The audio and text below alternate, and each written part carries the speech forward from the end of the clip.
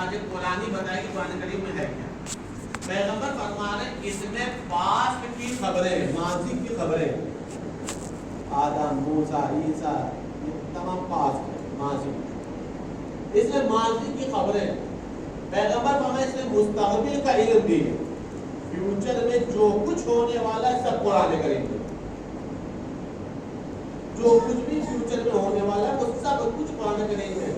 Past کی خبریں ہیں، فیوچر کا علم ہے، اور تمہارے ہر درد کی دوا اللہ نے قرآن میں رکھا. یہ ہے قرآن. اچھا یہ پاسٹ کی خبریں رکھی کیوں ہے اللہ نے؟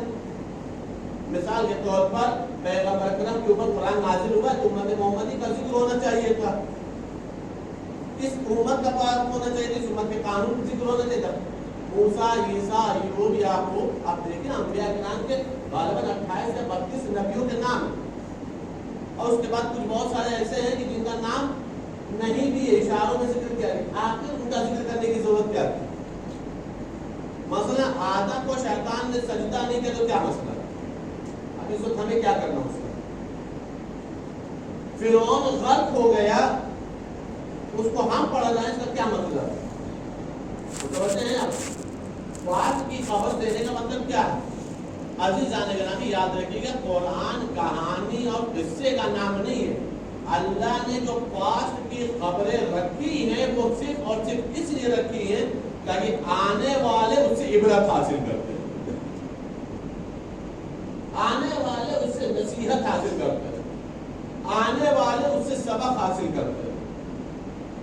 تم آدم اور شیطان کے واقعے کو قصہ مت سمجھ لینا، واقعہ مت سمجھ لینا، بلکہ یہ سوچنا کہ مسئلہ سجدے کا نہیں تھا، مسئلہ تکبر کا تھا. مسئلہ سجدے کا نہیں تھا، مسئلہ تکبر کا تھا. سجدہ نہیں کرتا تو شاید نہ نکالا جاتا، لیکن جب تکبر کیا ہے تو نکالا گیا. کیا کہا تھا؟ انا خیر منہ، میں اس سے بہتر ہوں. آپ سوچیں اگر صرف سجدے کے اوپر اللہ کا مزاج برہم ہو جاتا، اللہ غضبناک ہو جاتا، تو ایک سجدہ نہ کرنے میں جنت سے نکال دیا گیا، اور ہمارے لاکھوں سجدے قضا ہو چکے ہیں، پھر بھی ہم جنت میں جانے کی تمنا لیے بیٹھے ہیں. ہے یا نہیں؟ کوئی ایسا ہے جس سے سجدہ چھوٹا نہ ہو؟ کوئی ہے ایسا؟ ہزاروں سجدے چھوٹے ہوئے، پھر بھی ہم امید لگا کے بیٹھے ہیں کہ ہم جنت میں چلے جائیں گے. کیوں بھائی؟ وہ ایک سجدہ نہ کرے تو نکال دیا جائے، ہم ہزاروں نہ کریں پھر بھی چلے جائیں. کا مسئلہ یہ ہے کہ ہم ہزار نہیں کیے تو شرمندہ ہیں، اور اس نے ایک نہیں کیا ہے تو غرور کیا. اللہ شرمندگی پر معاف کر کے جنت دے سکتا ہے، لیکن غرور کرنے پر جنت میں رہنے والے کو بھی جنت سے نکال دیتا ہے. ایک سال بات پڑھنے پر محمد والے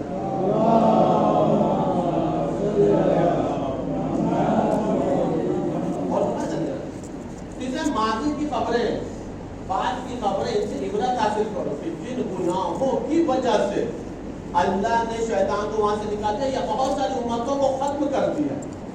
کسی کو مسخ کر کے بندر اور خنزیر بنا دیا. انسان تھے، اللہ نے امتوں کو انسانی شکل سے ہٹا کے بندر بنا دیا، خنزیر بنا دیا، جانوروں میں تبدیل کر دیا. ہے یا نہیں؟ بہت ساری حکومتوں کو ختم کر دیا. فرعون غرق ہو گیا، قارون میں زمین میں دھنس گیا. سوچنے والی بات یہ جو واقعات اور جو نام بتا ہے نا، قسم سے یہ جو گزرے ہیں حکومت کرنے والے، آج کے دور میں ایسی حکومت کسی کے پاس نہیں ہے. آج کے دور میں ایسی حکومت کسی کے پاس نہیں ہے. آپ قارون کی حکومت کو کیا سمجھ رہے ہیں؟ کئی ہزار اونٹوں کے اوپر صرف اس کے خزانے کی چابی لا دی جاتی تھی، چابی لا دی جاتی تھی.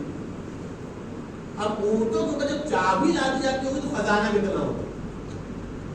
اور یہ ہم لوگ والی چابی نہیں، لاک لگاؤ نہ لگاؤ دونوں برابر. لگتا ہے کہ اطمینان ہے، لیکن چور کو پتہ ہے لاک میں دم کتنا ہے یا نہیں؟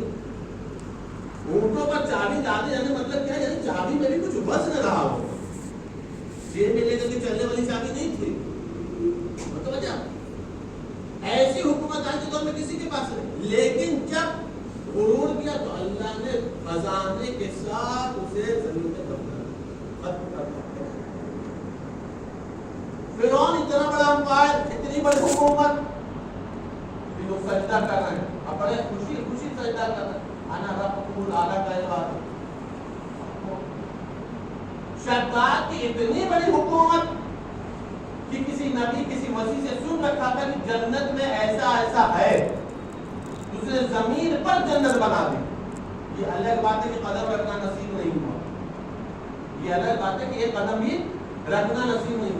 لیکن بہرحال آج آپ کتنی بھی خوبصورت بلڈنگ بنا لیں, کتنا بھی فلیٹ اور مکان کو ڈیکوریشن کر لیں, وہ آپ کی نگاہ میں آپ کا آشیانہ اور جنت تو ہو سکتا ہے, جنت نہیں ہو سکتا.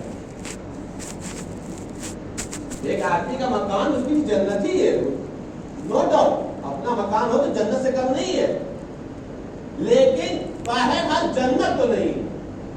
اسے سن رکھا تھا جنت میں نہریں ہیں, ایسی ایسے درخت ہیں, ایسے ایسے سونگ ہیں, ایسی ایسے لہن ہیں, اس انداز کے انسان ہوں گے, ایسی ایسی حوریں, اسے پورا ڈیکوریٹ کر دیا, اسے سب کچھ بنا دیا تھا. باہر اتنا رقبہ لیا ہوگا, اتنی زمین لی ہوگی, اتنا بنایا ہوگا, اتنا خرچ کیا ہوگا. آج کے